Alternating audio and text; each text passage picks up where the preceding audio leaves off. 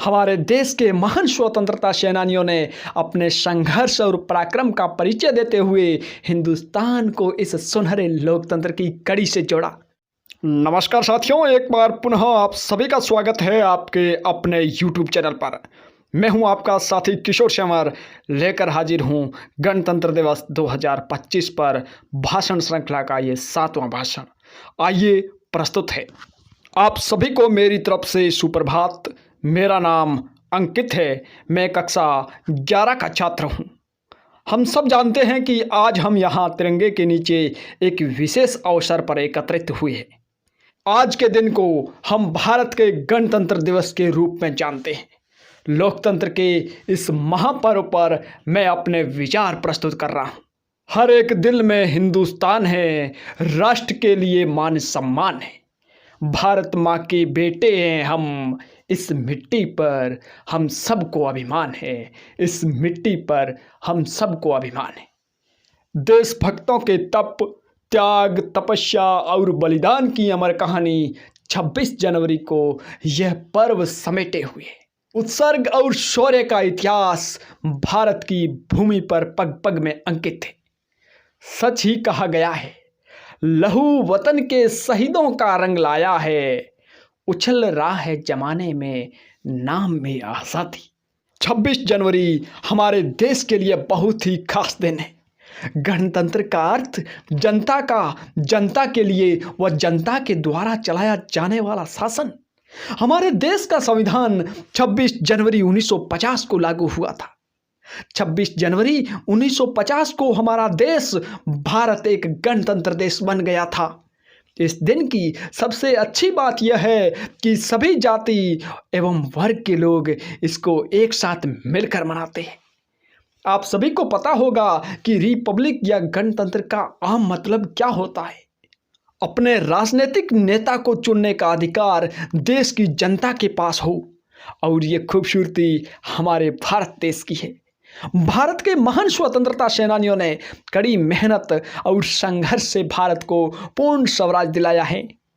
उन्होंने हमारे लिए बहुत कुछ किया।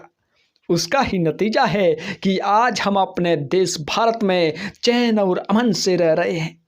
हमारे देश के महान स्वतंत्रता सेनानियों ने अपने संघर्ष और पराक्रम का परिचय देते हुए हिंदुस्तान को इस सुनहरे लोकतंत्र की कड़ी से जोड़ा, जिसके अंतर्गत महात्मा गांधी, भगत सिंह, चंद्रशेखर आज़ाद, लाला लाजपत राय, सरदार वल्लभ भाई पटेल, लाल बहादुर शास्त्री जैसे तमाम स्वतंत्रता सेनानियों ने हमारे भारत देश को आज़ाद कराने के लिए अपनी जान भी न्योछावर कर दी थी। और उनके इन महान कर्मों के लिए आज भी इनका नाम भारतीय इतिहास में दर्ज है।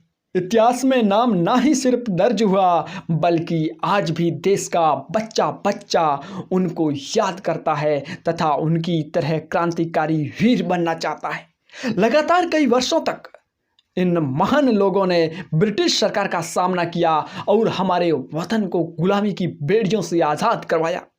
भारतवासी उनके इस बलिदान को कभी भी भुला नहीं सकते। उन्हीं के कारण आज हम अपने देश में आज़ादी की सांस ले रहे हैं। उनके हौसलों का मुकाबला ही नहीं है कोई, जिनकी कुर्बानी का कर्ज हम पर उधार है। आज हम इसलिए खुशहाल है क्योंकि सीमा पे जवान बलिदान को तैयार है। हमारे प्रथम राष्ट्रपति डॉक्टर राजेंद्र प्रसाद ने देश के प्रथम गणतंत्र दिवस पर कहा था कि हमने एक ही संविधान और संघ में हमारे पूर्ण, महान और विशाल देश के अधिकार को पाया है। अर्थात कश्मीर से कन्याकुमारी तक एक ही संविधान अस्तित्व में है, जो देश में रह रहे सभी पुरुषों और महिलाओं के कल्याण की जिम्मेदारी लेता है। यहाँ की जनता अंग्रेजों के आतंक और यातनाओं से सताई हुई है। साथ ही यहाँ के लोग भ्रष्टाचार और हिंसा जैसी समस्याओं से लड़ रहे हैं। अब समय आ गया है कि हमें दोबारा एक साथ मिलकर अपने देश से इन बुराइयों को बाहर निकाल फेंकना होगा, जैसा कि हमारे स्वतंत्रता सेनानियों ने अंग्रेजों को हमारे देश से निकाल फेंका। हमें अपने भारत देश को एक सफल, विकसित और स्वच्छ देश बनाना होगा। हमें अपने देश में गरीबी, बेरोजगारी, अशिक्षा, ग्लोबल वार्मिंग, असमानता जैसी चुनौतियों को अच्छी तरह समझना होगा और इनका हल निकालना होगा। अंत में मैं दुष्यंत कुमार जी की इन पंक्तियों से अपनी बात को समाप्त करना चाहूँगा। हो गई पीर पर्वत सी पिघलनी चाहिए, इस हिमालय से कोई गंगा निकलनी चाहिए। आज ये दीवार पर्दों की तरह हिलने लगी, शर्त थी लेकिन कि ये बुनियाद हिलनी चाहिए।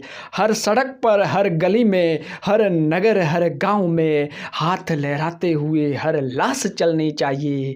सिर्फ हंगामा खड़ा करना मेरा मकसद नहीं, मेरी कोशिश है कि ये सूरत बदलनी चाहिए। मेरे सीने में नहीं तो तेरे सीने में ही सही, हो कहीं भी आग लेकिन आग जलनी चाहिए।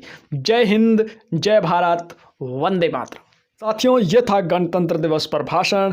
यदि आपको इस भाषण की PDF चाहिए तो डिस्क्रिप्शन में दिए गए टेलीग्राम लिंक से जुड़ें और टेलीग्राम चैनल को ज्वाइन करें। धन्यवाद।